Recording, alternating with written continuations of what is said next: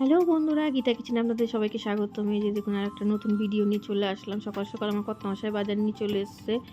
আর এই যে চিংড়ি মাছ আর পোয়া ভোলা বললো মা, এই মাছটা আমি ঠিক নাম জানতাম না। আর হচ্ছে খোকা ইলিশ নিয়ে এসছে। আর কদিন ধরে মাংস টাংস খাওয়া হচ্ছিলো বলে একটু মা বললো যে মাছ নিয়ে একটু মাছ খাবো আজকে, আর মাছ রান্না করব।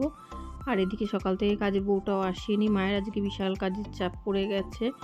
মাও ভেবেছে আসবে, মা পুজো টুজো দিয়ে যার জন্য অনেক পরে বাসন টাসন মেজেছে, ভেবেছে আসবে বেলা করে, সেই জন্য। নাহলে মা সকাল সকালই বাসন মেজে নেয়। আর এদিকে মা হচ্ছে বললো তাহলে আজকে খোকা ইলিশটা করি। এই যে খোকা ইলিশটা সর্ষে দিয়ে করেছে। আর ওদিকে আমি ঘরের কাজকর্ম সারছিলাম। আর এদিকে মেয়ে আজকে ঠাম্মাকে ভিডিও করে দিয়েছে, স্কুলে গিয়ে যায়নি আজকে ঠান্ডায়।